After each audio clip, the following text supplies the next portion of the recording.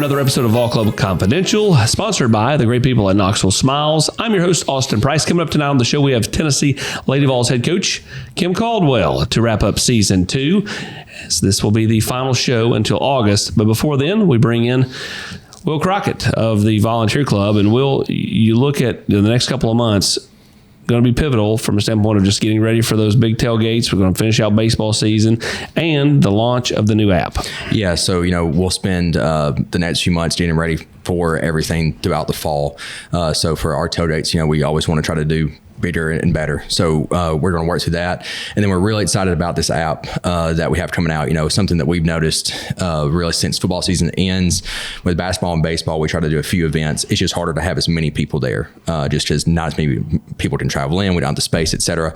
So for the app, this is a way for us to engage people 12 months throughout the year. So we're really excited about that. So that should be coming out hopefully late May, early June. And we're doing a lot of shared content with Volquest on there, whether it be players' press conferences, coaches' press conferences, podcasts, all those type of things will be available on the app. Yeah, the people keep asking us for more of you. So this is just a way for us to get you out there, but really everybody at Volquest. So that's the big thing for us is just engage members in new ways.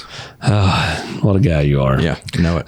Baseball season wrapping up as we get you out the door, which means those activations coming up in the month of May for the South Carolina series. Yep. So we're going to be at the stadium doing different stuff throughout there. So you can come by and see us.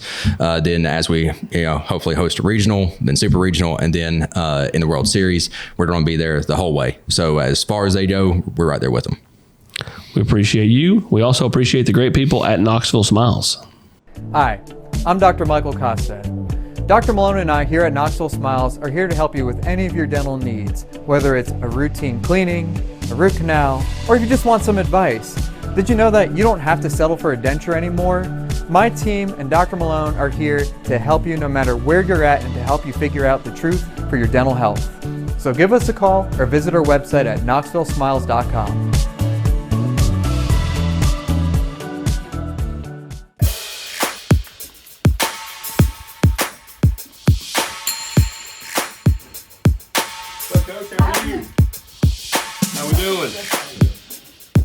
Coach, just over a year ago, you're at your alma mater.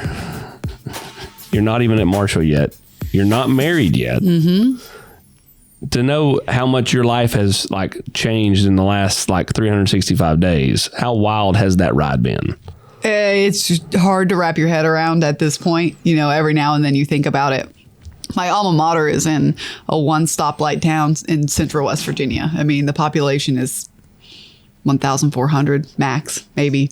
And so there's not a Walmart, there's not a mall, there's barely cell phone service. I mean, you go 15 miles of back roads to get there, and it's a special place. It's a great place. Yeah. It's a huge part of my heart.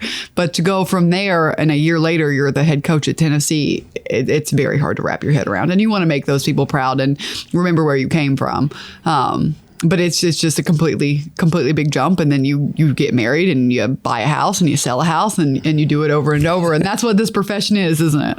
It is. When you kind of look at, the last, almost month since you got here, I know you're spending a lot of time in the office recruiting, mm-hmm. building a staff, things you all did a year ago, but at this level, probably a little bit different than what you were doing at Marshall, right? Absolutely. I think I was always nervous about the jump from Division II to Division I.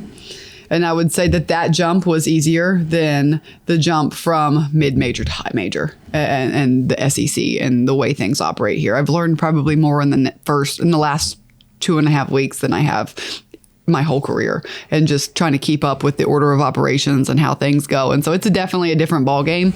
And I am thankful to have a staff in place that is there to help me with it. You did this a year ago, and as you said, it's a little bit different now. But when you made this jump, did you kind of have an idea of kind of maybe a few people that you wanted to go target to be on your staff, or was that kind of flying by the seat of your pants? Flying by the seat of my pants. Because you didn't think you'd be here. Didn't think I'd be here. I don't know anyone from the SEC. Sure. I was a Division II coach. And so there's a lot of contacts that I don't have or didn't have. I have them now that I didn't have because I didn't need them. And so, no, it just making sure that when I got here, I tried to do things the right way and kind of a blank slate, which is nice, but making sure that I'm doing things the right way and getting the best people in for Tennessee. When you're at the office all hours of the day, do you ever just get up and like when you're on the phone, like, are you just in your office, or do you like walk around the arena? Like, what's that like? Because I would imagine that, just different surroundings, you're trying to familiarize yourself with everything and just kind of get a feel for it. Yeah, I don't sit well, so I'll do a lot of phone calls, and I'll do it outside, which is nice because the weather here is phenomenal. But every day on my way out, there's multiple ways to get to my car, and I'll usually cut across the arena and try to picture it packed, and picture it on game day, and picture what it's like, and just, I mean, it's an incredible arena. It's an incredible fan base. It's an incredible opportunity. And so I try to just on my way out the door every night, because when you leave, you're still not done, right? You're taking phone calls on the way home. You get home, you're still talking on the phone. So take that moment to myself and just kind of picture it. I think Food City Center, formerly Tom Smelling Arena, is neat when the lights are off. Like, because there's just enough like emergency lighting in there, and so it gives that kind of cool feel, and you can see the silhouette of the banners, and the box lights are still on. So yeah, it's nice. What's the one thing you didn't know that you found out? No, the one thing that sticks with you that you're like, man, I didn't know that. I think there's a lot of things, but I think the first thing that comes to my mind is just how the alumni here of any sport, even if you didn't play a sport, of just what an honor it is to go to school here. And it's kind of an elite group, and it's really remarkable that I get to be a small part of it.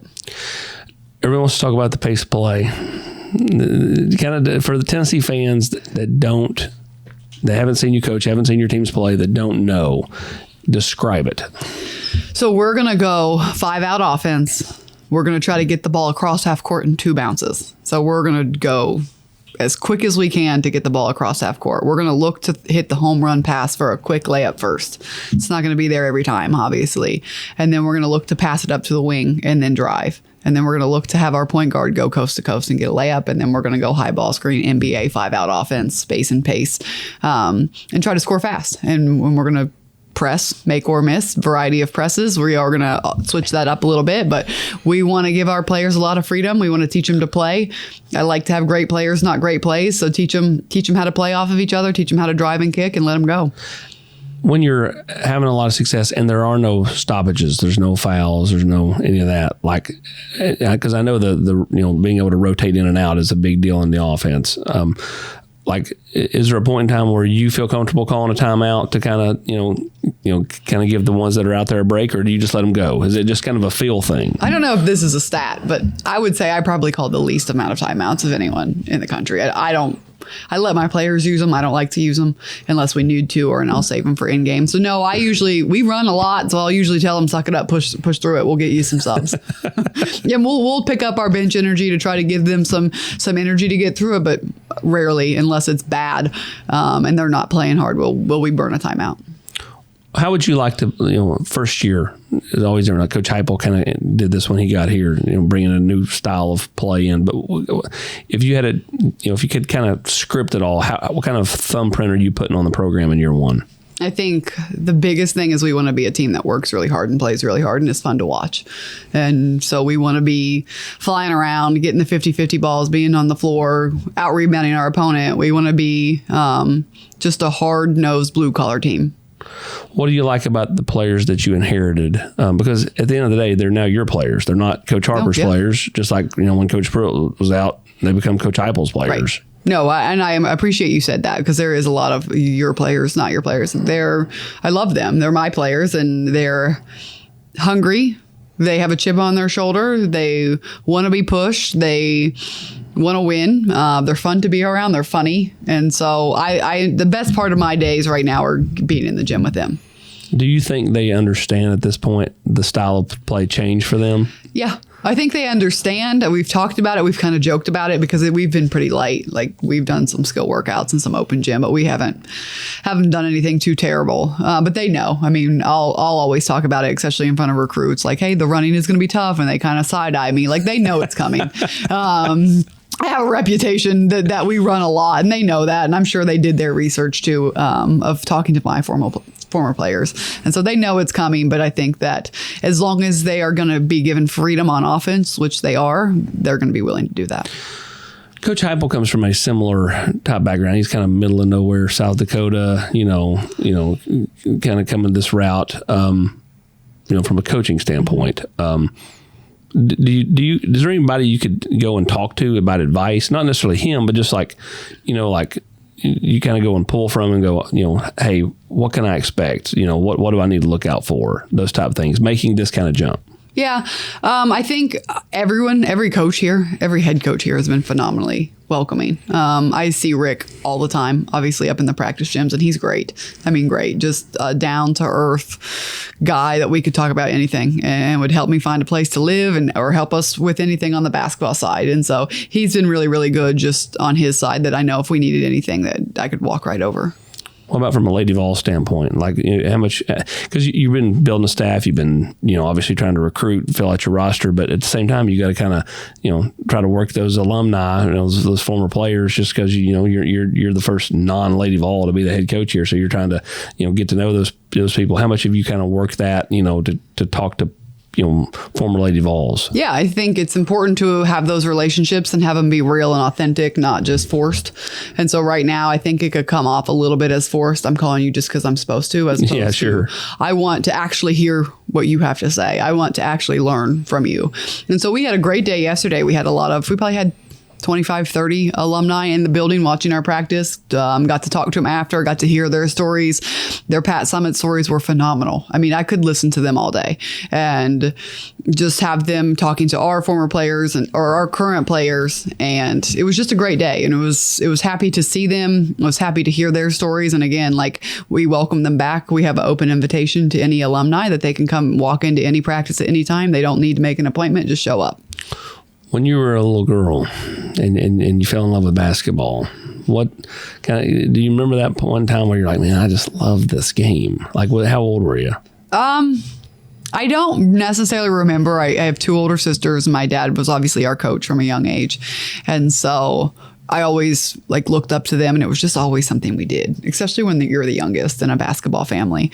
It's just something, you're always in the gym. And as the youngest, you kind of, we have a reputation as the youngest. You kind of has weasel tendencies. And so we would go to the gym and I'd forget my shoes. And, I was the worst of the three by far. And so always being in the gym. I remember going to a WNBA game one time. And in the arena, and I thought it was the coolest thing ever. I'm like, I'm going to play in the WNBA. And then I didn't grow. So I was like, I'm not going to play in the WNBA. I want to be a coach, because that was the next best thing. Sure.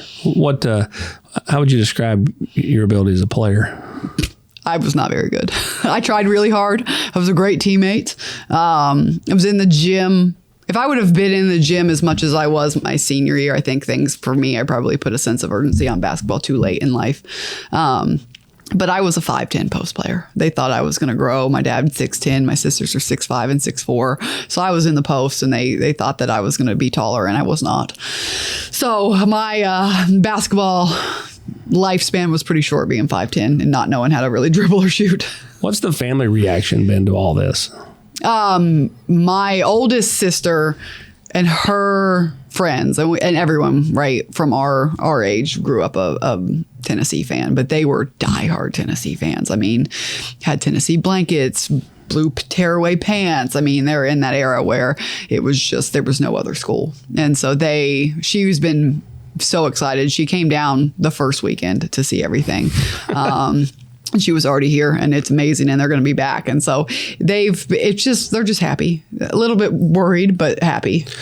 So when you interview for the job, because in talking to people, everybody said you killed the interview. Like you just, and that's where you won the job, was your ability to kind of sell yourself and the passion and the playing style. We all know Dandy likes home runs, touchdowns, and a lot of points, like 3-pointers. There you go. That's his MO as someone who hires. When did it become real for you? So I went into the Zoom interview sure, let's do it. Was just very much myself. And that's kind of my whole philosophy in recruiting, coaching, in life. I'm going to be myself. They can take it or leave it. If you try to fake your way through an interview, you try to fake your way with a recruit or a player, like they're going to see through it. And if they don't see through it, then it's not going to be a great situation once you are comfortable and you can be yourself. And so I was very much myself. I was very honest, talked about my blind spots, my weak spots. When you get me talking about basketball, and Danny was really good about talking about basketball. And so that was fun. That made the interview fun. And then they had mentioned, after that Zoom interview, they had mentioned wanting to come to my house. And we had just had a tornado, so we didn't have any power. I'm like, well, we can come sit in the dark. But when that was mentioned, I was like, oh, well, I must have done okay on that. But it's still kind of a blur. You're standing up there, being introduced. At that point, like, are you still like, this is a dream? Like, you know what I mean? Like, at that point, when did it truly hit you? Has it hit you? I don't know that it's hit me. I think Pat Summitt has a really great quote, and it's one that I've written down. My very first day, I keep a little journal. And my very first day as a head coach, I had this journal, and I wrote down left foot, right foot, breathe, repeat. Right, and it's a very famous Pat quote, and that's what I'm doing right now. Like, step by step, day by day, just show up, take care of what you need to take care of, do it to the best of your ability, and then move on. How much do you look forward to it slowing down? I mean, it's never truly going to slow down, but at the same time, all right, we got the staff hired, the roster's complete. All right, now we can actually do find a house, which I know your husband's big in charge of that. Like, he's in charge of selling the other one. Like, we can go have a dinner in Knoxville and not, it's just more relaxed. It becomes more ingrained. Yeah, I think that I kind of try to reward myself with that. So let's get through our recruiting class. We're almost done with our workouts before they head home for summer. And then it will slow down a little bit, but it's going to be a 1 calendar year of discomfort. And I just did it. I was just at Marshall thinking, okay, I'm not the new one anymore. Like, I've been through every phase. I know how to handle summer. I know how to handle this. I know how to handle that. And so it's going to be 1 year. And so this time next year, I think I'll probably be able to breathe and relax and have a better grip on it. Every year you have been the head coach, at your alma mater at Marshall, up to this point, you have finished first in the conference, except for one, and you finished second. You went 10-2 that year in conference play, and that was the COVID year. I always say that the COVID year just kind of doesn't count. Me too. Because the kids were put through such a strain. But how have you been able to do every year? Like, you know what I'm saying? Like, I mean, it's one thing to, to win a lot, but to constantly be, the top team in the conference, no matter what level you've been at. I have a blueprint and I have a way that I do things, and you just don't change it, and you sometimes up the intensity, but you just stick with that. And this is what our preseason is going to look like, and this is what our Christmas is going to look like, and this is what our shoot around is going to look like. And it's very routine and it's very monotonous, and you don't really waver from it. You believe in what you do. You believe in your players. You let them play. You give them freedom. And you just don't really switch it up because you don't have to. And then once you have to, then you adapt. So we talked about all the rotations and subbing in and out and all that earlier. At this level, you're going to have recruits that are going to want to play X amount of minutes. Yeah. So how do you balance that? When you're selling your style, how do you assure top 5 player nationally, hey, you're still going to play a ton of minutes, you're still going to score a lot of points? I think that I do adapt to every team. We still have a philosophy, but we're going to adapt to every team, and you got to check their motors. I mean, last year we had our 2 point guards had very high motors, so they could play longer. And then, so you talk about motors, you talk about switching up your defense, make or miss, so you can keep your best players on the floor, especially before the media, before the quarter. And the biggest thing is, why do you want to play more minutes? Well, because you want more shots. Well, you're going to get more shots, right? Why do you want to play more minutes? So you can get more possessions. You're going to get more possessions than any team in the country. Like, if you're talking about possessions, opportunity, points, chances to get a double-double, a triple-double, all of that, there's not going to be a better place to come because that opportunity is going to be in front of you. You're going to get done in 32 minutes more than you would get done in 40 walking the ball up the floor. How much of you, and you've not been here long enough but how much will you have to adapt the attire? Because, I mean, like everybody that comes here, you have to go get, orange this, orange that. How much orange was in your closet before you got here? Any? No. So you're going to have, it's going to be all new. Yeah. I have this. This All is orange. and Summit Blue. Yeah. I have a couple orange things. I have some Summit Blue things. It's just all new. I mean, and I just spent so much money on Kelly Green because I had zero Kelly Green. And so then it's like, man, I was just, so you talk about a year, you had your wardrobe, you had your shoes. You don't think about your shoes. Yeah. You have Kelly Green, you have royal blue shoes. And so then you got to redo your shoes as well. And so it'll take some time. And until then, I'm just going to keep rocking the same couple things. I always laugh when they bring in a new coach on the men's side, like, there's always somebody there with like four or five different orange ties ready to give the new coach. Like, which one do you like? To wear for the press conference. Those are always my favorite. What makes you smile? Right now, my players make me smile. My husband is doing very good at making sure that I stay level-headed and don't get too high and too low throughout this process, and he'll do that all year. But I think we have a staff that makes us laugh. But right now, I mean, every day we walk in and the young ladies on this team just make me laugh, and we work hard. And I mean, I try not to let myself laugh during a practice. One thing my dad taught me was don't ever let them see you smile till Christmas, right? Like you can always ease off, but once you're easy, you can't go back to being strict. And they make me laugh in the middle of a workout, and I almost just have to cover my mouth. Like, girls, they're hilarious, but they're doing it while diving on the floor and working hard and sweating. So what more can you ask for? Speaking more about smiling, let's learn more about Knoxville Smiles from Dr. Costa. I'm Dr. Mike Costa, Malone & Costa Dentistry. You can find us at knoxvillesmiles.com. I'm standing here in front of a dental robot. We're one of 2 dentists in the state of Tennessee that utilize this cutting-edge technology. Do you have a broken tooth, a tooth that's in pain, or a denture that doesn't fit well? Maybe you're a little anxious? You can come in and we offer comprehensive sedation services and utilize this awesome technology to give you precise, accurate care. If you think this technology can help you, visit our website at knoxvillesmiles.com. I look forward to helping you. All right, you're a basketball junkie. LeBron or Jordan?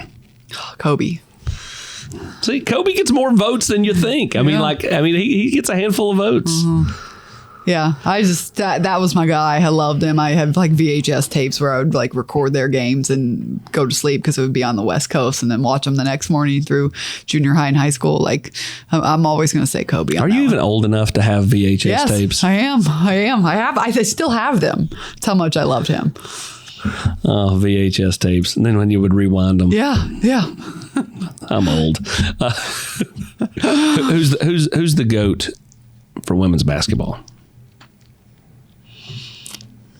I don't know. That's hard. I mean, I'm going to go with Candace, and it's because I got orange on, but it's also because she just retired, and you have a moment to reflect on what she's done for the game on the floor and off the floor, and just what she's done for basketball, and just almost unmatched. How old were you when they won 3-peat 96 through 98? 10, 11. 90s, yeah. So, I mean, that's when you would have, and for a little girl, that leaves an impression, right? Like, Absolutely. You start learning Shamika Holscall and Tamika Catchings and Samika Randall. And that's when you start watching the game, right? Right. That group, they get you to watch women's basketball. And so you think about the Caitlin Clark, like who you have now in women's basketball. Yeah, who's leaving an impression on my daughter, right? Yeah. Right. Who we watched. And they played with such grit, and they were so tough. And you don't really see that a lot anymore, and we're going to try to bring it back. Biggest influence on you is who? My dad. Oh, both my parents. It's easy to say my dad because he's no longer with us, but I won the parent lottery. I have phenomenal parents. If you could go one place that you've never been, where would it be?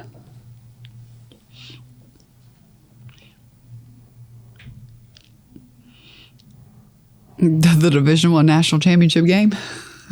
Or Greece. Yeah, we can go both. Or Greece. We can go both places. That's fantastic. That's who I am. One and the same. Your husband, was the coach there at the alma mater too, when as an assistant at Marshall. Yeah. You talked about how he's taking kind of a step back to watch you live your dream. How much would you rely on him? Not from a coaching standpoint, but just kind of like extra set of eyes, thought processes on a situation, that type of stuff. A ton.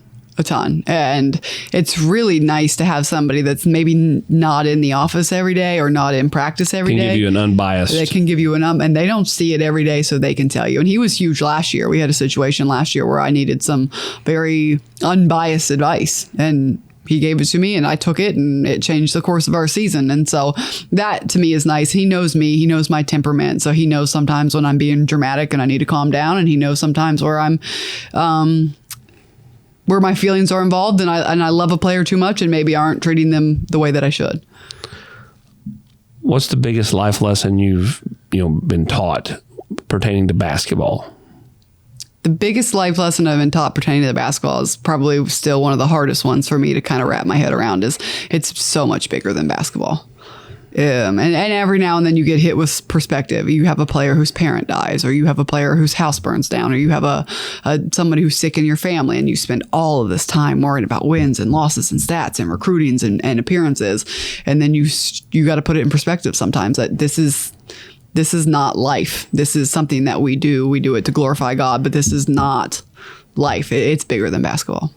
What's the one drill that you teach that the kids hate the most? Ooh. There's probably a lot. We have one called Grapevine Layups. We only bring it out during Christmas time. Like it's a Christmas special when we're doing 2-a-days and we have some time off of games. And it's just full court layups, bam, bam, bam. But we place it in practice to where if we started practice with it, it would be easy. We do it at a point in practice where in the middle. Yeah, or right towards the end where this is a pretty tough drill after we've been going for an hour and a half. When you're talking to your team in the huddle, in before the game, after the game, during the game, like what's the biggest thing you want to convey? I want them to play confident, and I want them to play hard. And I don't care about much else. Play as a team, represent us well, but as long as you are controlling what you can control, which is your energy level and your effort, then we'll be okay. When did you know that coaching, I mean, I know you maybe wanted to coach, but when did you know coaching was going to be a real path? Great question. Once we won a couple, I would say probably 3 championships in, I was like, oh, pretty good at this. I guess this is what we're doing. And I always tell players that whatever you pick, you're going to do, you're going to change your mind 3 or 4 times. And that's just kind of life. Like you think your major is when you're a freshman, probably isn't what you're going to do by the time you're a senior or once you graduate. So once we saw some success, then I was like, okay, well, we're going to coach. Your former assistants, your former players, your family that are around you quite a bit, how do you think they would describe you? I think they would be a mix of intense and loving. How intense does it get? Only the 8 teams that have been in the practice in the arena can probably answer that one. All right, you're coming up on your first anniversary. Yes. You got married in Sevierville. Mm-hmm. We did. Almost a year ago. What led you to Sevierville to get married? We have vacationed down here for the past 3 or 4 years, and I wanted kind of an untraditional wedding since my dad passed, and I didn't want to be sad without someone walking me down the aisle. Yep. So we decided, hey, we're going to rent a big house. So where can we find a big house? We want pretty views, someplace to place nice. We love it down here. And so we rented a big 16 bedroom cabin, beautiful views, got married in the living room, had brunch, had a great day. All right. So if you've been in there that many times, have you found a go-to spot over that way? We really like the pancake pantry. Yeah. We'll wait in line. It's okay. So you're a pancake pantry girl. Okay. Well, my husband is. My husband loves chocolate chip pancakes. You got the Peddler. You got the Greenbrier, two steakhouses that are really good. Cherokee Grill. Down in Sevierville, you have Frank Allen's, which is like a little local burger spot. Okay, I haven't had it. So, yeah, we're going to teach you. Yeah, I mean, it's right there. So the beautiful part of this is, and this is where it gets awkward and fun all at the same time. So Coach has got her website here. Oh, my goodness. And we've got her wedding registry. No one bought you the The Great Bay Home 4-piece jersey knit California King cotton blend sheet set, though. No, they didn't. And those are kind of orange-ish. They are. Orange-ish. So you knew, you just kind of, it was in your mind the whole time. Yes, it was. I didn't even remember that. But nobody got them for me. The towel set, orange. It matched the sheets. I will say this: they did buy her the home pack of LED candles. So when the tornado rolled through and you were without power, you still had lights. I forgot I had those.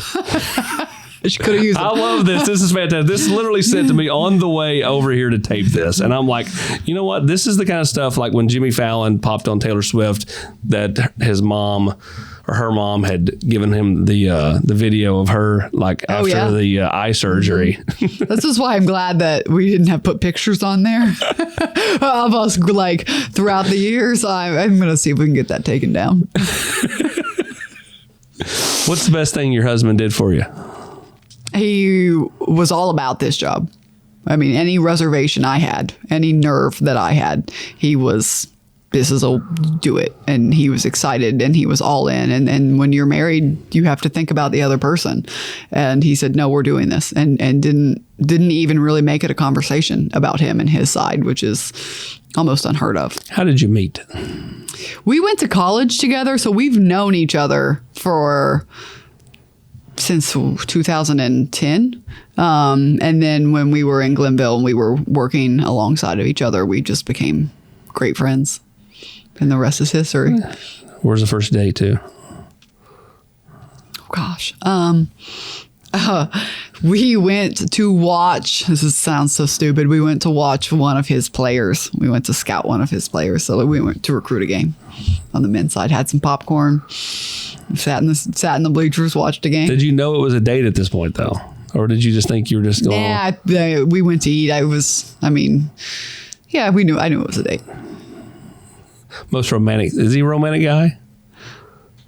Yeah, but I'm not romantic. So like we're romantic in the same type of romance, not like flowers and all of that. Yeah, I'm with you. Yeah. My wife don't like flowers either. She says they die. Yeah, I like money. Yes. It's so true.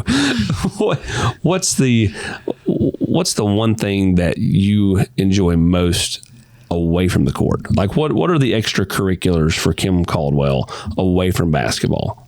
I like to be outside.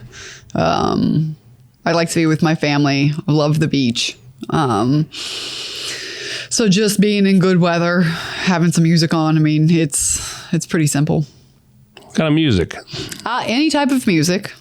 Not any type. I don't really want to listen to like hard rock, heavy metal, or opera, but any other than that. Like during basketball season, I'll listen to like R&B and hip hop, and during the summer, I have country on. You're a small town girl, but do you like big cities? Like, do you like hustle and bustle? No. I was on the interstate the other day and I said, I'm never getting back on this interstate. I don't know. Kingston Pike, to and from campus. Yep. I don't know where my home is going to be, but it's not going to be on this. I'll tell you where you should live, and it's Sequoia Hills. Yeah, I know. Because if you live close enough to campus, then you can bring unofficial visitors to your home. Great. See if you can get someone to move out. Volquest Nation, get it done. Eviction notice, Sequoia Hills. So for somebody. Justin's coming. Yeah, he's gonna knock on your door. Your mom, how often do you talk to her? Almost every day. It'll be rare. I don't think I talk to her. She's babysitting my nephews, but I don't. Almost every day. Do you call her? Does she call you? I call her. She'll call me every now and then, but she usually lets us call her. What about the siblings? We have a family group chat with my 96-year-old grandma who can text and send emojis. That's the best. Oh yeah, and she can send pictures. I mean, she's great with her phone. So we have a group chat, and we talk in our group chat all day, every day. What's Grandma thinking right now? Grandma, we have sent her a lot of orange. We got her an orange polo and a pom-pom and a flag for her front yard. And so she's proud. She's not I think anytime you live to be 96, you're not super big fan of change, but you know how to deal with it. And so she's excited. Door to door, how far is it from hometown to here? From hometown to here, it's about 6 hours. I was going to say about 5 something. Yeah. But yeah. But from Cincinnati, where my sisters are, and where I think my mom will eventually be, because you can't keep her away from those grandbabies. 4. It's going to be 3.5, 4.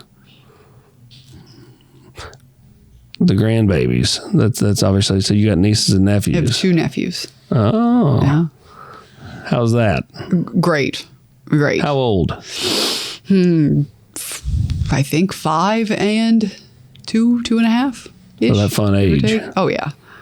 That fun age. Now you've got all kinds of new kids, though. Mm-hmm. Right over here on campus. Yeah. And sometimes they may act 5 or 2. Sometimes they probably will. They've been good so far. And that's okay. Mm-hmm. When you're recruiting, mm-hmm. what's the biggest thing you're having to answer right now? Like, what's the question you get the most? Probably the question you asked me about, like, playing time. About the substitution and the playing time. You think that's something you have to, before in your recruiting, it's probably not getting used against you as much, but at this level. Oh, it's getting used. Yeah. It's getting used. Yeah. And that's fine. It's fine. I'm not a salesman. When I bring visits on campus, I'm very blunt, and I always give them a warning or have somebody on my staff say, hey, coach is going to say some things and you're going to look at her sometimes like, what? It's because I don't sugarcoat it. I'm going to say what it is. Whether you should know or you shouldn't know, I'm going to answer the question. And so the question doesn't bother me. So when you're getting that from parents, mm-hmm. How much do you just have to be like, look, at some point you're going to have to, see us this fall and understand. Yeah. To understand. It's kind of like Coach Heupel when he first got here, and they had the NCAA cloud over him from the previous coaching staff with football. He had to show that first year they were scoring points, mm-hmm. boom, boom, boom. Do you feel like that's the biggest thing that you, at this point now, it's, let's add a few more to the roster and then let's just get to the floor and show them what it looks like? Absolutely. And for everyone who has stayed and everyone who has committed, I mean, we're going to be all in because it's going to be us and we are showing. And we're going to be the team that shows. And then hopefully if it goes well, then everyone else wants to jump on. But they believed in it before they saw it. And they're always going to be very special to me because of that. Besides the national title, we've already established that. Then that's normal. I think the biggest thing for this program is get back to the Final Four for the first time since 2008. I think with that the year after Candace left, that recruiting class was the first recruiting class to not make a Final Four. Yeah. And they've not made one since 2008. I mean, like that's mind-boggling when you think about it. There's some Elite Eights and several Sweet 16s, but they just can't get over the hump. What's it take to get there? That's a question that I don't have the answer to. We're going to go step by step, game by game, not look at big picture right now. I think last year being Division I, you learn a lot, and like our Marshall team, we just weren't used to playing that long when we got into the NCAA tournament. They had never missed their spring break because they'd never made postseason play. Yeah. And so it'll be different here, but there's a lot of things like I didn't really realize it until we were in it because I'm used to playing like long seasons, to why they were so fussy and they were so uncomfortable and they were had such bad energy in practice because they weren't used to it. And so there's a lot of things that until you get in it, you don't necessarily know until you see it. Yeah, it's like when you go from playing college ball to pro ball and you go from playing 35 or 40 games to 82 or in Major League Baseball 161 or 162, whatever they play now. It's just a different path, different challenge. Biggest challenge for you heading into year one's what? It's just the fact that everything's unknown. Every scout is unknown. The level of competition is unknown. That can be a good thing for you, though. It can be nobody knows me either, right? So it does kind of work both ways. That every scout that they have to do for us is unknown. But it's just kind of exhausting to not know a name on our roster. I mean, I know the names on the rosters, but knowing their scout, having done their scout, once you have it done, you can kind of pull from last year and save yourself a little bit of time. But again, it's nice to go with a blank slate sometimes too. Well, the slate is blank, but it won't be blank for long. Coach, we appreciate the time. We appreciate you coming out for the season finale of season 2 of Vol Club Confidential. Thank you.